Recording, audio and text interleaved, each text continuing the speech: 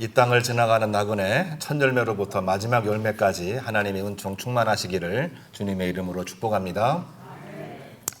오늘은 맥주감사 주일인데 본문 말씀은 맥주감사와 그렇게 깊은 관련은 없습니다. 우리 총에 주어진 본문에 따라서 오늘 말씀을 전하게 됐는데요. 그래도 말씀을 읽으면서 우리 맥주절에 어떤 의미가 있는지 함께 말씀을 나눠보려고 합니다. 오늘 말씀의 제목은 불의한 제물로도 충성하지 아니하면 누가 참된 것을 맡기겠느냐. 주님 말씀입니다. 주님께서 직접 하신 말씀인데 이 말씀을 제목으로 삼았습니다. 누가복음 16장에 나와 있는 불의한 청지기의 비유에 관한 말씀인데 성경 본문 중에서 이 말씀만큼 어려운 본문이 없다고 해도 과언이 아닙니다.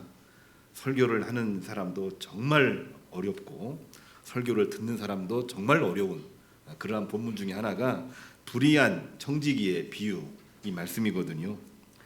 이 말씀을 가장 단순하게 이해를 하면 불의한 청지기가 칭찬받은 이야기입니다. 불의했는데 칭찬받았다? 도대체 뭐지?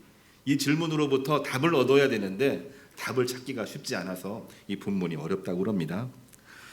어려운 이유 중에 하나가 여러 가지 의혹들이 있는데요. 그가 정말로 칭찬을 받았다라고 한다면 칭찬받을 만한 이유를 찾아야 되거든요. 이유를 찾지를 못하는 겁니다. 불법을 청산했다. 그리고 그가 회심하고 회개했다. 이런 기록이 있으면은 우리가 이해를 할 수가 있는데 그런 기록이 없어요. 그렇기 때문에 무엇 때문에 칭찬했는지 자꾸 의문과 의혹이 생기게 되는 겁니다. 더군다나 이 종은 주인 몰래 문서를 위조하죠. 100달란트를 50달란트로 막 줄이고 또 횡령을 한 거나 마찬가지입니다. 주인의 허락 없이 몰래 한 것이거든요. 횡령을 했는데 그런데 그 주인은 이 종을 칭찬하고 있는 거예요. 주인이 왜 칭찬했을까? 정말 많은 정말 이해가 어려운 그러한 내용이어서 말씀을 읽을 때마다 또 읽고 또 읽고 그러니까 설교를 준비하는 사람도 대단하고 이 말씀을 듣고 아멘하는 교우님들은 더 대단한 겁니다. 굉장히 큰 의미가 이 안에 있으리라고 우리가 보면서 오늘 말씀에 한번 접근해 보려고 합니다. 성경 주석을 보면은 이 청지기가 칭찬받은 이유를 이야기할 때에 슬기로운 행동이다 이렇게 이야기를 합니다. 문서 위조 그리고 주인 재산 훼손 이러한 행위 이것이 정말 용납되지 않는 건데 이 청지기의 슬기로운 행동으로 이 모든 것이 다 사라져버리고 용납된다. 이 말씀 결코 이해하기가 쉬운 얘기가 아니잖아요. 그러니까 설명을 하긴 하는데 뭔가 시원하지가 않은 거예요. 이해하기가 쉽지가 않은 겁니다. 다른 주석을 보면은 청지기가 재량으로 이자를 줄여서 원금의 일부를 회복했기 때문에 칭찬받아야 된다. 이런 내용도 있습니다. 말 되잖아요. 100달란트 다 받지 못해도 50달란트라도 회복을 했으니까 주인에게 결국 좋은 거 아니겠느냐. 이것 또한 우리가 믿기가 어려운 그러한 상황들이죠. 성경을 보면은 이 출애굽기 그리고 레위기, 신명기, 느헤미야, 에스겔 이자에 관한 기록이 나와 있습니다. 같은 이스라엘 백성들 내부에서는 돈을 꾸어주되 이자를 받지 말라고 하는 조항이 시대마다 나오고 있어요. 이스라엘 백성들이 전통적으로 끊임없이 지켜왔던 것, 이자를 받지 말고 돈을 꾸어주라. 그러니까 내 형제로 내 자매로 여기고 살라 그런 말씀이 들어있는데 그러한 점들을 염두에 두면서 이 청지기가 이자 금지 율법 조항 이거를 준수해서 주인은 고리대금업으로 사람들을 돈 빌려주고 돈을 벌었던 사람인데 이자 금지 조항을 적용시키고 준수하게 해서 이 주인을 의인으로 만들어 주었기 때문에 이 사람이 칭찬받은 것이 아니냐 그럴듯하게 이렇게 해석을 하기도 하는데 이것 또한 역시 받아들이기가 쉽지 않은 그런 내용이 있습니다. 사실을 좀 많이 변화시켰거든요. 뿐만이 아니라 만약에 그렇다고 한다면은 사실은 이 종이 칭찬받을 일이 아니고 그거를 결정한 주인이 칭찬을 받아야 되거든요. 그래서 이 비유의 제목도 불의한 청지기의 비유가 아니라 베풀 줄 아는 부자의 비유로 우리가 바꿔야 됩니다. 그리고 부자를 본받으라 이렇게 메시지가 전달돼야 되는데 성경 내용은 그게 아니죠. 불의한 청지기가 칭찬을 받은 비유로 분명하게 나와 있기 때문에 결코 이 말씀을 이해한다는 것은 정말 쉽지가 않습니다. 비유 속에서만 보면은 주인은 이 청지기를 칭찬할 만한 이유가 전혀 없어요. 전혀 없습니다. 원금 송실이 분명하기 때문에 그러죠. 그 안에 횡령, 문서 위조 이것까지 따지면은 칭찬받는 게 아니라 사실은 고소고발해서 감옥에 보내야 되는 그러한 일이 성경에 나와 있는 이야기입니다. 그런데 주님은 이 비유를 말씀하시면서 칭찬을 하고 계셔요. 여기서가 이제 우리에게 충돌이 오고 이해가 쉽지가 않은 것입니다. 진정으로 불의한 청지기가 칭찬받은 이유는 과연 뭘까요? 오늘 말씀의 제목은 불의한 재물에도 충성하지 아니하면 누가 좋은 것을 맡기겠느냐, 이게 오늘 말씀의 제목이거든요. 이 말씀, 이 제목에서 그 실마리를 찾아야 된다라고 생각을 해봅니다. 청지기가 불의한 것은 문서 위조요 공금 횡령이지만 그 비유를 말씀하신 주님의 관심은 주인과의 관계라고 하는 것을 우리가 꼭 기억을 해야만 되겠습니다. 우리가 사물을 볼 때에 팩트 그 하나를 우리가 보고 이야기하는 경우들이 참 많아요. 그런데 그것만 보지 말고 상관관계 속에서 정말 원하는 것이 무엇인지를 이야기해 볼 때는 관계성이라고 하는 것을 매우 중요하게 여깁니다. 주님께서는 재물에 관한 이야기를 비유로 들고 있지만 그 재물에 관한 이야기 속에서는 칭찬할 것이 없는데 주님께서 이 이야기를 통해서 하시려고 하는 것은 주인과의 관계입니다. 주인과의 관계. 누가복음 16장 1절 오늘 본문에서는 뺐습니다마는 그는 주인의 재산을 낭비했죠. 그러니까 엉터리 관리한 겁니다. 부실한 관리였던 거죠. 또한 주인이 해고한다고 하자 살 길을 위해서 주인 몰래 사문서를 위조하고 그리고 횡령을 하고 자기 마음대로 줄여주고 그렇게 했기 때문에 사실은 주인과의 관계를 이야기해 본다라고 하면은 주인과의 관계에서도 시종일관 그는 불의한 청지기입니다. 주인의 몰래, 주인의 허락도 없이 주인이 하라는 대로 하지 아니하고 자기 멋대로 한 것이기 때문에 주인과의 관계에서는 시종일관 불의한 청지기죠. 그런데 칭찬을 받습니다. 그 칭찬받은 이유가 과연 뭘까? 우리 계속 질문하고 있는데요. 그 이유는 오늘 주님의 불의한 청지기라고 하는 비유, 이 비유라고 하는 틀 안에서 우리가 보면은 좋겠다. 그렇게 한번 말씀을 전하고자 합니다. 비유 속에서는요, 주인은 청지기를 절대로 칭찬할 수가 없는데 주님은 그 비유를 듣고 있는 사람들한테 이 청지기를 칭찬했다고 하는 것입니다. 말이 좀 어렵나요? 비유의 내용 속에서는 칭찬할 것이 없는데 비유를 이야기하면서 그 비유를 듣고 있는 사람들에게는 이 종이, 이 청지기가 칭찬받을 만한 일을 했다, 그 말씀을 하고 있다는 겁니다. 구분을 해야 됩니다. 비유의 내용도 매우 중요하지만 비유를 말씀하신 주님의 관심, 주님의 메시지가 더 중요하다는 것을 우리는 꼭 확인해야 된다는 얘기죠. 비유를 우리는 파라볼레, 우화라고도 이야기를 합니다. 그 비유는 무언가를 설명하려고 하는 것이거든요. 그러니까 비유를 들어서 현실을 이야기하려고 하는 겁니다.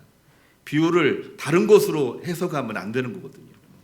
비유는 그 상황을 담고 있는, 말씀을 듣고 있는 사람들의 상황을 담고 있는 메시지이기 때문에 예수님이 그 사람들에게 무슨 얘기를 하려고 하는지를 보는 게 비유의 목적이 되는 겁니다. 그런 것이 없다면은 알레고리 해석, AD 1세기에 이단으로 치부되었던 알레고리 해석의 어떤 원조가 되는 것이 바로 그 내용이 되겠습니다. 주님의 관심은 어떤 내용이었을까요? 이 땅에 오셔서 주님께서 계속 관심하시고 말씀하시고 이야기했던 내용이 과연 뭘까요? 그것은 하나님 나라를 선포하고 하나님 나라에 들어가는 것이고 하나님 나라의 꿈을 가지고 현재를 살아가는 것입니다. 그러니까 천국을 소망하는 것이고 천국을 소망하는 가운데에서 현실의 질서를 바꿔가는 것입니다. 이게 바로 예수님께서 원하셨던 그러한 내용이죠. 주님 말씀을 들어보게 되면은 윤리적인 것도 없는 것은 아니에요. 이렇게 살아야 된다, 이렇게 행동해야 된다, 그런 내용도 있는데, 근데 그것보다는 더 중요한 메시지가 들어 있습니다. 천국을 소망하라. 천국이 오게 되면은 바로 이 모든 것들은 다 사라질 것이다. 종말론적인 메시지를 예수님은 너무나 많이 전하셨던 것입니다. 마태복음 11장 11절을 보면은 이런 표현이 나와 있어요. 우리가 지금까지는 이러한 모습으로 살았지만 천국에서는 이렇다. 그러므로 이제부터는 이 현실에서 이렇게 살아라. 이게 바로 예수님의 표현입니다. 그러니까 예수님의 관심은 천국을 소망하면서 현실을 바꿔나가는 겁니다. 이게 바로 종말론적인 예수님의 말씀이고 메시지가 되는 것이지요. 그래서 이 주님의 관심은 이 비유 속에서는 정말 설명하기가 쉽지가 않은 그런 내용인데, 불의한 청지기가 불의한 현실에서 천국을 소망하면서 능동적으로 변화되는 것, 이것이 주님께서 칭찬하셨던 그러한 내용입니다. 그러니까 우리가 살고 있는 이 세상도 의로운 게 없어요. 모든 게 다 불의입니다. 이 땅을 살고 있는 모든 사람도 겉으로는 의로운 척하지만 그 속을 들어가 보면은 의로운 사람이 한 명도 없는 거예요. 그러니까 불의한 현실에, 불의한 재물에, 불의한 종이 정말 할 만한 게 뭐가 있습니까? 살아남기 위해서, 생존을 위해서 더 큰 죄를 지을 수밖에 없는 그러한 상황이 이 현실이라고 하는 겁니다. 이건 죄로 가득한 세상을 말하고 있는 것이고, 죄로 만연된, 그야말로 죄악된 세상을 말하고 있는 것입니다. 그렇기 때문에 불의한 재물에도 하나님께 충성하지 아니하면은 하나님이 어떻게 우리에게 참된 것을 맡기겠느냐. 주님께서는 그 말씀을 하시면서 이 종을 칭찬하신 것이거든요. 우리가 의인이라고 생각을 해보면은 이 말씀을 절대로 이해할 수가 없습니다. 나는 의로운데 저 사람은 저렇게 불의한데 어떻게 이 비유가 말이 되느냐, 그 생각을 하게 되면 이해할 수가 없는 거죠. 그러나 내가 의인이 아니고 죄를 지을 수밖에 없고 인간의 유한성을 가지고 있는 존재라고 인정한다라고 한다면은, 아 그래, 불의한 재물이야, 불의한 현실이야, 그리고 불의한 종이야. 그런데 그러한 가운데에도 자기를 변화시켜서 어디를 바라보며, 하늘나라를 바라보며 자기를 변화시켜 움직였다는, 그거는 정말로 주님께서 칭찬하실 만한 내용이라고 하는 것입니다. 오늘 메시지는 바로 그러한 내용입니다. 오늘 우리가 이 주님의 칭찬을 한 번 더 살펴봐야 되는 내용이 있는데요. 그렇게 하면은 뭐가 다 불의하다는 말입니까? 이런 질문이 또 나올 수도 있죠. 불의한 현실, 그거는 이해할 만해요. 여기저기 불의가 난무하니까. 근데 불의한 재물, 아니 재물이 불의해? 재물은 잘 쓰면은 좋은 거지만 잘못 쓰면은 또 문제가 되기도 하지만, 이런 여러 가지 의미를 가지고 있는데, 비유 속에 나와 있는 재물, 그런 소위 말해서 소유권을 말하고 있는 것입니다. 그것은 우리 인간에게는 철칙이죠. 인간의 최고의 관심사이기도 합니다. 근데 주님은 그것을 불의한 재물이라고 이렇게 표현을 했어요. 재물이 불의한가요? 제가 볼 때는 불의하다라고 말할 만한 근거를 찾기가 쉽지가 않은데, 근데 사회학적인 관점에서 이야기할 때에는 이 불의한 재물을 설명하기도 합니다. 뭐라고 설명하냐면은, 결국은 부는 부를 낳고 가난은 가난을 낳기 때문에 빈익빈 부익부, 결국에는 재물이라고 하는 것이 인격적인 것을 가지고 있지는 않지만은 부를 더 부하게 하고 가난을 가난하게 만들기 때문에 재물은 불의할 수밖에 없다. 이런 내용을 사회학적인 관점에서는 이야기를 하고 있는 것입니다. 그런데 주님께서 그 옛날 사회학적으로 이런 말씀을 하신 거냐? 결코 그렇지는 않죠. 주님께서 이 말씀을 하신 이유는 뭐냐면요, 재물 자체가 불의한 것이 아니라 재물 때문에, 재물에 대한 욕심과 욕망 때문에, 재물이 없어가지고 불평불만하다가 사람들에게 죄를 짓고 하나님에 대한 신앙을 잃어버릴 때 그것을 죄라고 이야기를 하고 있는 것입니다. 설교가 좀 어려워지긴 하는데요, 잘 들으시면 좋겠습니다. 재물은 결코 정말 불의한 것이 아닙니다. 재물 때문에 벌어지는 인간의 욕망, 인간의 불신앙으로 인간관계가 틀어지고 하나님 관계가 틀어질 때에, 바로 그런 이유 때문에 우리는 불의한 재물이라고 주님께서 말씀하셨다라고 하는 것입니다. 그런 의미에서 불의한 청지기가 칭찬받은 것은 불의한 현실에 관련된 인간관계, 하나님과의 관계를 바로잡는 데 큰 의미가 있다라고 하는 것이죠. 재물을 단순히 나의 소유권으로만 보지 말고 재물을 그야말로 하나님이 주시는 축복의 통로로 생각을 하고 또 그러는 가운데에서 정말 하나님의 백성으로 거듭나고 새로워지는 그 일, 인간관계가 회복이 되고 하나님 관계가 회복이 되는 그 일로서의 재물로 바꾸어 갔다고 하는 것이 이 불의한 청지기가 칭찬받은 결정적인 이유가 되는 것입니다. 맥주감사절의 의미도 그렇습니다. 단순히 만물, 첫 열매를 드리는 그러한 제물이 바로 이 맥주감사절이다. 그러한 내용으로 우리가 이해하고 있지만 일주일 동안 우리가 그 말씀 묵상하면서 기도했지만 정말 진정한 의미는 뭐냐면요, 첫 열매를 드린다고 하는 것은 좋은 것을 드리는 것이요, 좋은 것을 드리는 거기 때문에 모두를 드리는 것이요, 모두를 드린다고 하는 것은 하나님과 나와의 관계를 회복한다는 의미가 그 안에 들어있는 것입니다.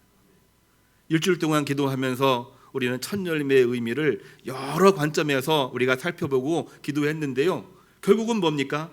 천국을 소망하면서 하나님과의 관계가 회복이 되고 또한 동시에 내 옆에 있는 형제 이웃 자매와 관계가 회복되는 것, 바로 이것이 하나님께서 기뻐 받으시는 산 제사라고 하는 것을 우리는 꼭 기억을 해야만 되겠습니다.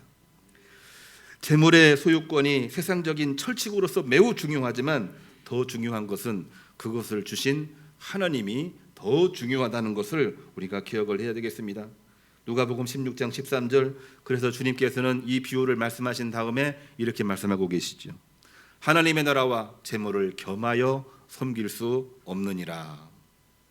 재물로 하나님을 섬기는 것이지 재물을 얻기 위해서 하나님 이용하는 것도 아니고 재물도 하나님도 동시에 섬길 수 있는 것이 결코 아니고 하나님에 대한 믿음을 확고하게 가지라, 이 메시지를 전해주고 있는 것입니다. 오늘 우리가 함께 말씀으로 읽은 박순호 권사님 오늘 성경 봉독해 주셨는데요, 저는 말씀 읽을 때 아멘이 잘 안 나왔어요. 출애굽기에서는요. 왜냐하면은 제사장 아론이 하나님 앞에 죄짓고 우상을 만드는 장면이기 때문에 그렇습니다. 역사 기록인데 아멘 해야 되는데 아멘이 막 잘 안 나오더라고요. 그 부분에서는 이 말씀을 기록한 신명기적인 역사가는요, 뭐를 얘기했냐면은 아론이 백성들의 요구에 못 이겨서 금은 폐물을 다 모아가지고 보이는 신 금송아지를 만들었다고 하는 것입니다. 하나님 앞에 철저한 불신앙이거든요. 오늘날 우리가 감사하고 기뻐할 때 맨 먼저 무엇을 드러냅니까? 재물을 드러내고 권력을 드러내고 보이는 것을 자꾸 드러내거든요. 하나님에 대한 믿음을 잃어버리는 그 순간입니다. 그렇기 때문에 축복 속에 항상 시험이 있다고 하는 것을 우리는 꼭 기억을 해야 되는 것이거든요. 또 한 가지가 있습니다. 그 하나님을, 그냥 금송아지죠. 금송아지를 뭐라고 소개했냐면은 이 금송아지가 바로 출애굽을 시켜주신 여호와 하나님이라고 이스라엘 백성들에게 이야기를 해요. 누가요? 아론이요. 그거는 이스라엘 백성들을 기만하는 거죠. 속이는 거죠. 어떻게 그렇게 됐을까? 우리가 참 의문을 자아낼 수밖에 없는 그러한 내용인데, 하나님에 대한 믿음이 있어도 하나님을 잃어버리고 세상적인 것에 잠시 집착하는 동안 우리의 생각이 180도 뒤바뀌는 그러한 순간을 말해주고 있는 것이고, 신명기적인 역사가는요 이거를 고발하고 있는 것입니다. 하나님과 재물을 겸하여 섬길 수 없다고 하는 것, 이거를 우리가 분명하게 알아야 된다라고 하는 것입니다. 디모데후서 6장 17절을 보면 사도 바울이 디모데를 향해서 편지하고 있는 내용이죠. 재물에 소망을 두지 말고 오직 우리에게 후히 주시는 하나님께 두며 선을 행하고 선한 사업을 많이 하고 나눠주기를 좋아하고 너그러운 자가 되게 하라. 이것이 장래에 자기를 위하여 좋은 터를 쌓아 참된 생명을 취하는 것이니라. 이것이 바로 생명을 살리는 일이니라. 이렇게 권면하면서 그야말로 우리가 예배하고 우리가 감사하고 있는 진정한 목적, 불의한 세상에 불의한 재물에 또한 의롭지 못한 내가 하나님 앞에 충성하는 마음으로 천국을 소망하면서 하나씩 하나씩 변모해 갈 때 하나님께서는 그때 뭐를 맡기신다고요? 참된 것을 맡기시는 줄로 믿으시기를 주님의 이름으로 축복합니다. 코로나와 전쟁 여파로 신냉전 시대가 시작되었다. 다들 그렇게 이야기를 합니다. 정치도 혼란입니다. 이념의 혼란이 오기 때문에. 경제는 난리가 났습니다. 그러는 중에도 눈에 보이는 이 물질 패권이 굉장히 중요한 시대가 됐어요.